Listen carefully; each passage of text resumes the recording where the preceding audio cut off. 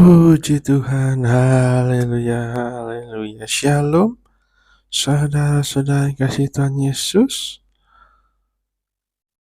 Selamat hari Kamis. Ya, sekarang sudah hari Kamis, saudara. Sekarang kita masih terus melanjutkan pembacaan Alkitab kita di dalam program kita baca Alkitab setiap hari. Mana program ini kita akan membaca merenungkan firman Tuhan setiap hari secara berurutan dari Kejadian sampai Wahyu, biar kita semakin mengerti firman Tuhan, mengerti kehendak Tuhan dalam kehidupan kita. Itu akan terus menjadi penuntun hidup kita. Biar Roh Kudus yang menuntun hidup kita melalui firman-firman-Nya, melalui kuasa-Nya, dan melalui hadirat-Nya. Karena yang kita perlukan adalah hadirat Tuhan, tuntunan Tuhan, firman Allah, dan kuasa Allah dalam kehidupan kita, saudara, ya kan? Di tengah dunia yang semakin jahat ini, yang kita butuhkan, yang kita perlukan, itu adalah seluruh segenap senjata Allah, supaya kita kuat, supaya kita tidak terbawa oleh arus dunia ini, tidak terbawa oleh tipu muslihat iblis, saudara, ya kan? Mari kita melanjutkan pembacaan Alkitab kita. Saat ini kita mau merenungkan dari kitab Kejadian 26. Sebelum itu mari kita bersatu di dalam doa. Bapa yang baik, Bapa yang luar biasa Tuhan, kami bersyukur ya Bapa, karena Engkau masih memberikan kami kesempatan untuk hidup satu hari lagi ini. Terima kasih atas nafas, kesehatan, kekuatan yang Kau berikan buat hidup kami ya Tuhan. Kami juga bersyukur Tuhan, Kau selalu menyertai, memelihara, membimbing kehidupan kami ya Tuhan. Semoga karena anugerah-Mu, karena kebaikan-Mu, karena kasih-Mu yang luar biasa dalam kehidupan kami. Terima kasih ya Bapa, sebentar kami mau mendengarkan firman-Mu, mau membaca, merenungkan firman-Mu, untuk melanjutkan pembacaan kami di dalam Kejadian 26. Tuhan Yesus yang berbicara langsung kepada kami, berikan hikmat, berikan pewahyuan-Mu, agar kami dapat memahami kebenaran firman Tuhan ini dengan seutuhnya, dengan sebenar-benarnya, biar Kau berikan hikmat urapi kami semua ya Tuhan. Makasih ya Bapa, biar Roh Kudus beracara, Roh Kudus yang membimbing, sehingga kami dapat mengerti firman Tuhan pada hari ini. Terima kasih Tuhan Yesus Kristus. Di dalam nama Tuhan Yesus Kristus, haleluya, amin. Amin. Mari saudara kita baca di dalam Kejadian 26. Di sini ada 35 ayat dengan satu perikop yang berjudul Ishak di negeri orang Filistin. Nah, kita baca ayat 1. Maka timbullah kelaparan di negeri itu. Ini bukan kelaparan yang pertama yang telah terjadi pada zaman Abraham. Sebab itu Ishak pergi ke Gerar kepada Abimelek, raja orang Filistin. Lalu Tuhan menampakkan diri kepadanya serta berfirman, janganlah pergi ke Mesir, diamlah di negeri yang akan kulakukan kepadamu. Tinggallah di negeri ini sebagai orang asing, maka aku akan menyertai engkau dan memberkati engkau, sebab kepadamulah dan kepada keturunanmulah akan kuberikan seluruh negeri ini, dan aku akan menepati sumpah yang telah kuikrarkan kepada Abraham ayahmu. Aku akan membuat banyak keturunanmu seperti bintang di langit. Aku akan memberikan keturunanmu seluruh negeri ini, dan oleh keturunanmu semua bangsa di bumi akan menjadi berkat. Karena Abraham telah mendengarkan firman-Ku dan memelihara kewajibannya kepadaku, yaitu segala perintah, ketetapan, dan hukumku. Nah, saudara, kita lihat kalau kita mau diberkati Tuhan, diberkati jasmani, diberkati rohani, diberkati apapun ya saudara dalam kehidupan kita harus seperti Abraham. Di sini dikatakan karena Abraham telah mendengarkan firman-Ku dan memelihara kewajibannya kepadaku, itu segala perintah, ketetapan, dan hukum-Ku. Jadi kita harus berpegang melakukan firman Tuhan, saudara, melakukan segala perintah Tuhan, ketetapan-ketetapannya, dan hukumnya Allah. Maka bukan hanya Abraham yang diberkati, tapi keturunan-keturunannya juga, saudara. Karena di firman Tuhan di bagian lain dikatakan anak cucu orang benar tidak dibiarkan minta, saudara. Jadi berkat itu turun-temurun, itu ya kan. Tapi yang salah ketika ada kutuk dalam hidup kita, itu juga bisa turun-temurun, saudara. Jadi kita mau pilih mana, berkat atau kutuk? Kalau milih berkat, kita harus mendengarkan firman Allah, memeliharanya, melakukannya, saudara. Supaya kita diberkati Tuhan. Nah, di ayat 6, jadi tinggallah Ishak di Gerar. Ketika orang-orang di tempat itu bertanya tentang istrinya, berkatalah dia saudaraku, sebab ia takut mengatakan ia istriku, karena pikirnya jangan-jangan aku dibunuh oleh penduduk tempat ini karena Ribka, sebab elok parasnya. Wah, ternyata Ishak sama dengan ayahnya Abraham. Dia takut kalau di negeri orang mengatakan istrinya. Takut apa? Dibunuh. Tapi kalau ini dibunuh oleh penduduk setempat. Karena Ribka elok parasnya. Kalau kita ingat, Abraham juga takut kalau dibunuh oleh raja. Takut dibunuh oleh raja karena takutnya istrinya itu dijadikan istri raja, saudara, ya kan. Jadi ayah sama anak sama takutnya. Maka itu anak dan ayah biasanya punya ikatan yang baik, saudara, ya kan.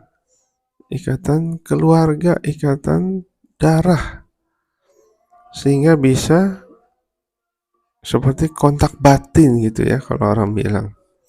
Nah, ayat 8, setelah beberapa lama ia ada di sana, pada suatu kali menjenguklah Abimelek raja orang Filistin itu dari jendela. Maka dilihatnya lah Ishak sedang bercumbu-cumbuan dengan Ribka istrinya. Lalu Abimelek memanggil Ishak dan berkata, sesungguhnya dia istrimu, masakan engkau berkata dia saudaraku? Jawab Ishak kepadanya, karena pikirku jangan-jangan aku mati karena dia. Nah, akhirnya sama seperti Abraham, ketahuan juga, saudara. Jadi setiap kebohongan apapun, sekecil apapun, kebohongan suatu saat pasti akan ketahuan. Maka kita harus hidup secara jujur, saudara. Karena jika bohong dan ketahuan, nah akibatnya bisa fatal, bisa parah gitu ya kan. Nah, kembali lagi sama dengan Abraham, Ishak juga punya asumsi negatif. Asumsinya apa? Oh, jangan-jangan aku mati karena dia, sama seperti Abraham waktu itu ya kan, saudara. Yang sudah kita pernah baca, oh jangan-jangan nanti aku dibunuh karena istriku ini akan dijadikan istrinya raja waktu itu Abraham kan. Nah, tetapi Abimelek berkata, apakah juga yang telah kau perbuat ini terhadap kami? Mudah sekali terjadi salah seorang dari bangsa ini tidur dengan istrimu. sehingga dengan demikian engkau mendatangkan kesalahan atas kami. Lalu Abimelek memberi perintah kepada seluruh bangsa itu, siapa yang mengganggu orang ini dan istrinya, pastilah ia akan dihukum mati. Lihat saudara, ya kan? Jadi asumsi Ishak ternyata salah, berbanding terbalik. Malahan Abimelek menghargai, ya kan? Bahkan diberikan perintah, jika ada yang mengganggu orang ini atau istrinya pasti dihukum mati. Nah, dalam kehidupan kita kadang-kadang seperti itu saudara, ya kan? Asumsi-asumsi yang gak baik, yang gak jelas, negatif-negatif, oh ntar begini, ntar begitu, ya kan? Padahal belum tentu terjadi. Bahkan 90% tidak terjadi, saudara.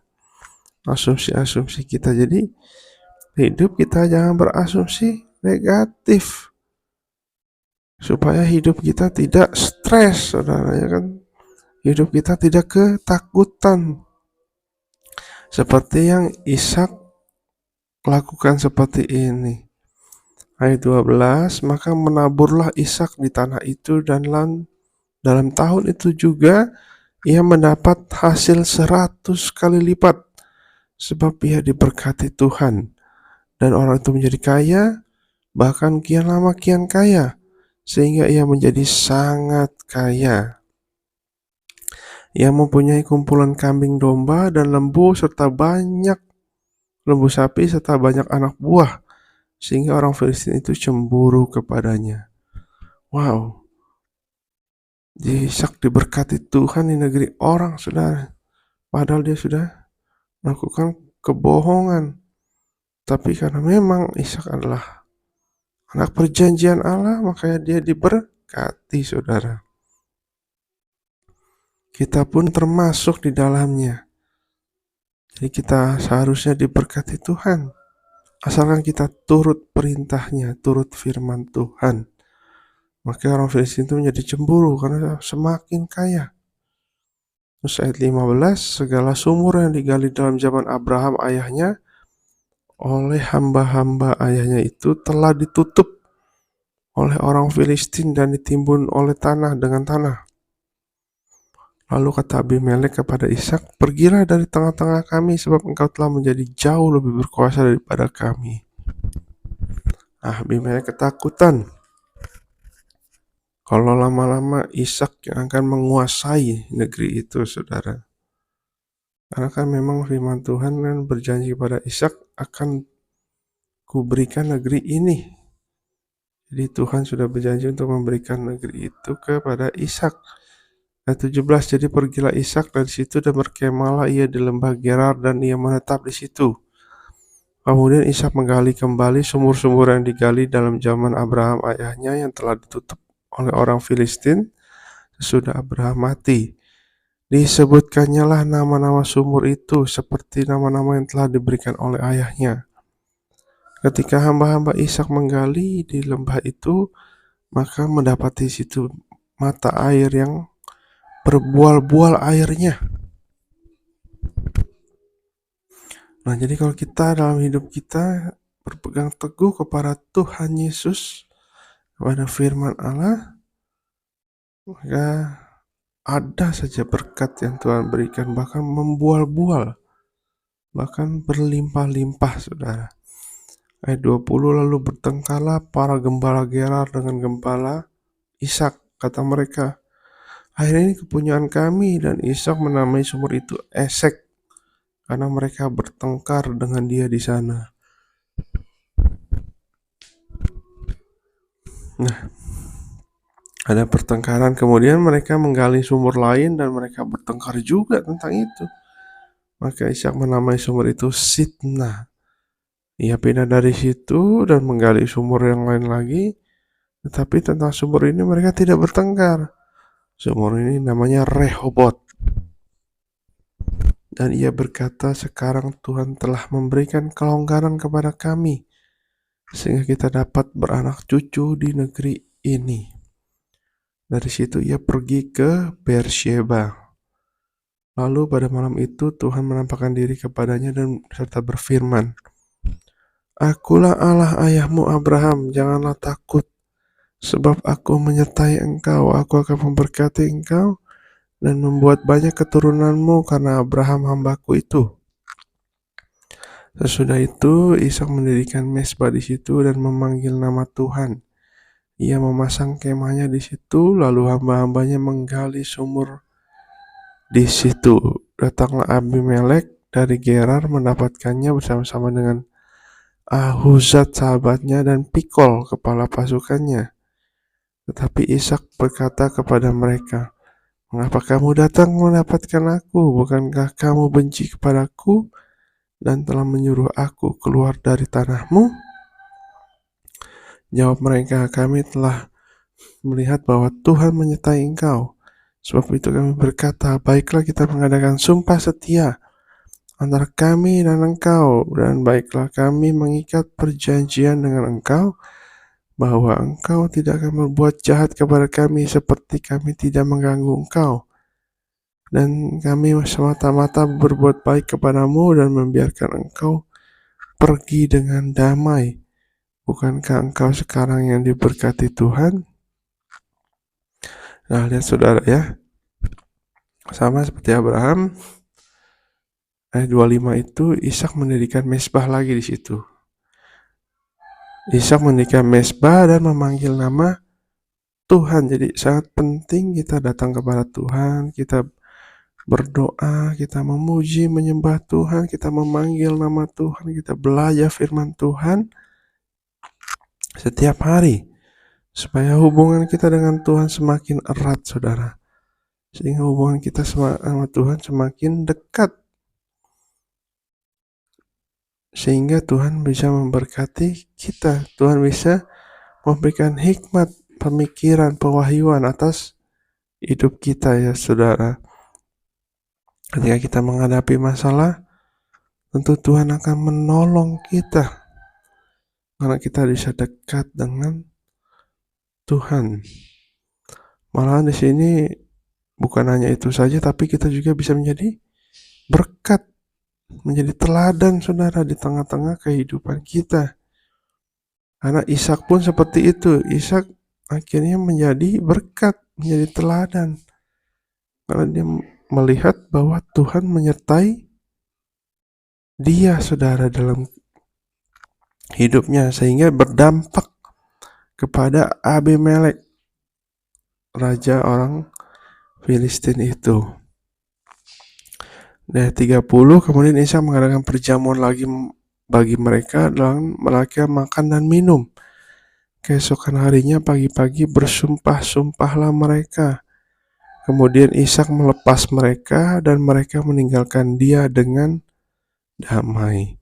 Pada hari itu datanglah hamba-hamba Ishak memberitahukan kepadanya tentang sumur yang telah digali mereka serta berkata kepadanya, "Kami telah mendapat air." Lalu dinamainya lah sumur itu Sheba. Sebab itu nama kota itu adalah Beersheba sampai sekarang. Ketika Esau telah berumur 40 tahun, ia mengambil Yudit anak Beri orang Het dan Basmat anak Elon orang Het menjadi istrinya.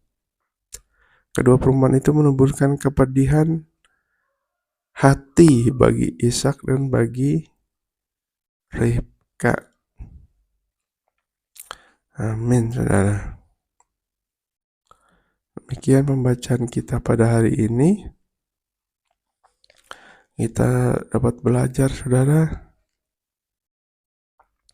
Ishak walaupun di negeri orang dia tetap diberkati Tuhan karena dia keturunannya Abraham dan dia juga taat, selalu mendirikan mezbah bagi Tuhan. Dia selalu datang kepada Tuhan, mendengarkan firman Allah, menuruti perintahnya, menuruti hukum-hukum Allah. Jadi kita dapat belajar bahwa kalau Tuhan memberkati kita, bukan hanya memberkati kita sendirian, tapi anak cucu kita pasti akan diberkati Tuhan juga, saudara. Makanya betapa pentingnya hidup kita dekat dengan Tuhan. mendengarkan, merenungkan firman Tuhan seperti yang kita lakukan ini, saudara. Supaya kita mengerti, kita makin dekat, makin sungguh-sungguh di dalam Tuhan Yesus. Berkat itu bukan hanya berkat keuangan, kekayaan ya, tapi berkat damai sejahtera, sukacita, nafas kehidupan, kebahagiaan, saudara. Itu juga berkat Tuhan. Bahkan kalau kita bisa memberitakan Injil, menjadi teladan, memberikan dampak yang positif, itu juga berkat Tuhan, ya kan? Oke saudara, kita bersatu di dalam doa. Bapa yang baik, kami bersyukur Tuhan, kami sudah mendengarkan, membaca, merenungkan firman Tuhan pada hari ini, hari Kamis yang indah ini ya Bapak. Terima kasih Tuhan, biarkan kami terus belajar firman-Mu. Kami terus berpegang kepada firman-Mu saja ya Bapak. Bukan mengandalkan orang lain, apalagi mengandalkan diri sendiri.